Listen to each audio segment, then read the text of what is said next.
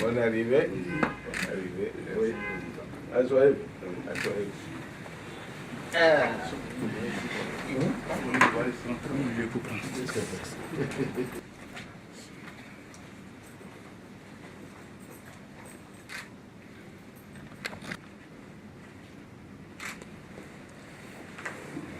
On va pas oublier les autres.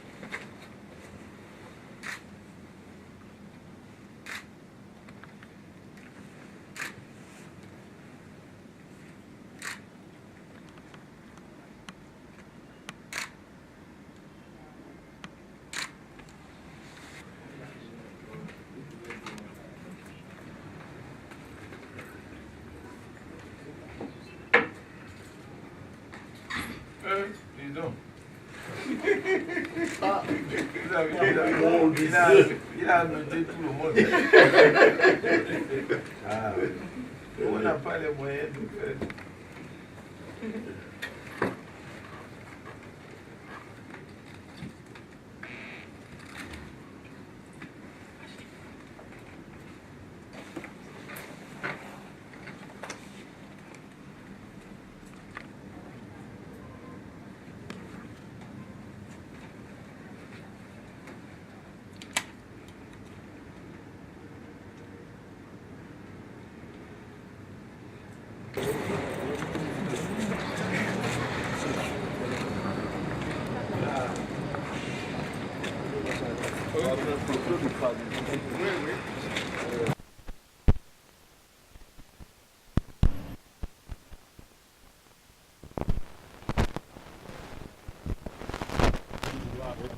Dites-nous quel est l'objet de la visite de cette délégation du COSLEPI ici à la Sénat. Eh bien, nous avons eu le privilège d'accueillir ce soir le président du COSLEPI, accompagné des membres de son bureau.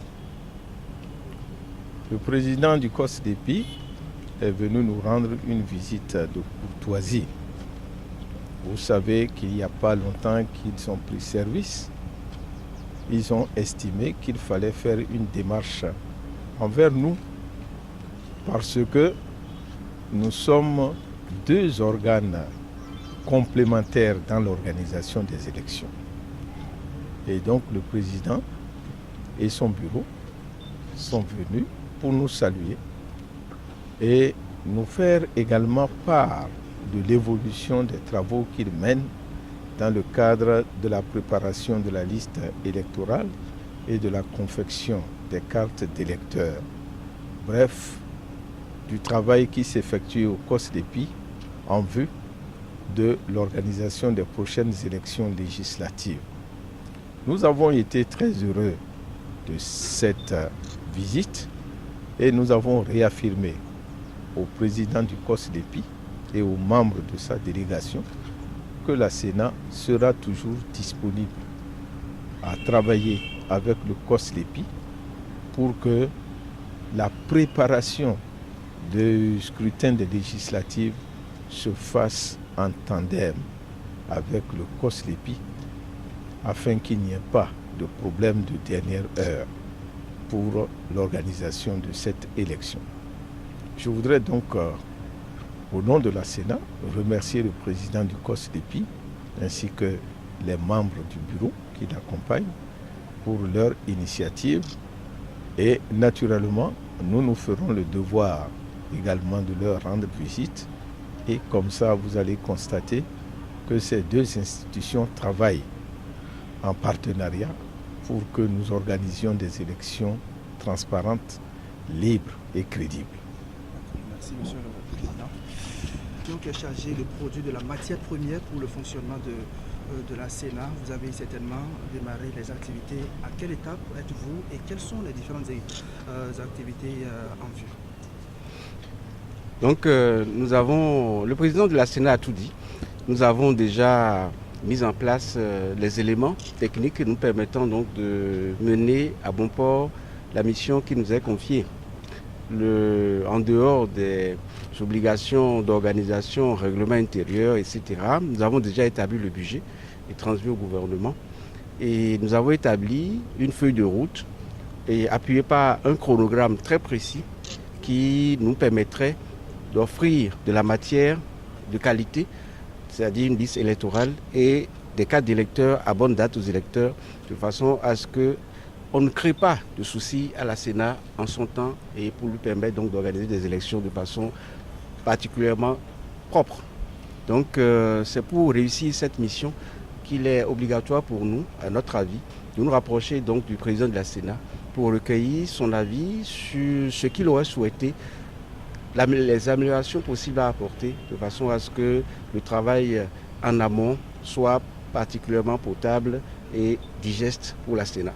Voilà ce pourquoi nous sommes arrivés. Nous avons été très satisfaits de l'accueil et nous pensons et nous espérons que la Sénat nous rende cette visite-là pour voir la manière dont nous travaillons, de façon à ce que, face au chronogramme établi régulièrement, nous fassions donc des points à mi-parcours. Il y a un problème auquel les différentes équipes de COSLEPI sont confrontées, ce sont des problèmes de ressources. Est-ce que vous en avez pour le travail? Vous savez, nous avons déjà fait notre budget à bonne date que nous avons déposé. Nous sommes dans l'attente de ressources, mais en attendant les ressources, il y a beaucoup de choses qui se préparent. Donc nous nous attelons à cela. Donc pour l'instant, il n'y a pas d'inquiétude encore. Merci à vous. Merci beaucoup. Merci bien. Allez, merci beaucoup. Merci bien. Merci pour l'accueil. Allez, bon courage. Hein? Beaucoup de courage. Beaucoup de courage. Ça va bien se passer. Merci. Oui.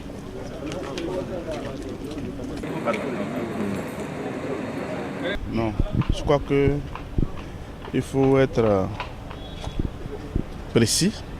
Je crois que le président avait raison d'initier cette rencontre parce que quand nous sommes arrivés ici à la Sénat, le président de l'institution nous a montré que c'était utile de venir.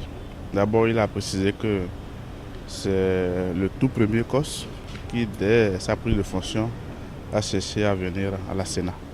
Que nous en remercie et que nous sommes une institution indépendante, ils sont aussi une institution indépendante et que le Conseil s'est trop dit, peut-être des suggestions pour que nous puissions aller dans le bon sens, pour que nous puissions avoir une complicité positive afin de rendre la liste à bonne date. Quelle est aujourd'hui l'ambiance de travail au sein du COS? Au sein du COS, l'ambiance, c'est une très bonne ambiance. On ne sent même pas qu'il y a une opposition, une mouvance. C'est une très bonne. Pour l'instant, l'équipe est compacte et est prête à donner le meilleur d'elle-même pour la réussite de la mission. Parlant de mission, vous savez, notre rôle, c'est de mettre le dernier COS à travailler en 2016. Il n'y a pas eu de COS en 2017. Donc notre rôle, c'est de mettre à jour la liste électorale pour la liste électorale permanente informatisée pour la période 2017-2018 et tous ceux qui auront l'âge de voter à la fin du premier trimestre 2019 pour que la liste soit vraiment prête pour l'élection de 2019. Est-ce qu'en ce moment, vous avez déjà d'éventuelles difficultés de fonctionnement? Au PAP, c'est vrai que nous n'avons pas encore de ressources. Nous travaillons pour l'instant sans ressources. Vous savez, il y a des travaux à faire qui n'ont pas besoin de ressources. Par exemple, la relecture du règlement intérieur du COS, la relecture du règlement intérieur de l'ANT qui est le bras technique du COS, et notre budget, tout ça c'est fait. Et le budget est actuellement au cadrage. On attend les résultats pour démarrer véritablement. Voilà. Merci à vous. Je vous remercie. Merci.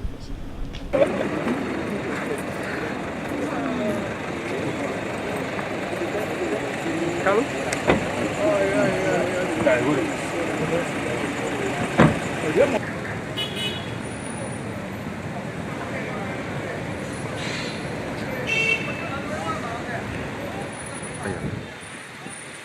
tout petit Robert.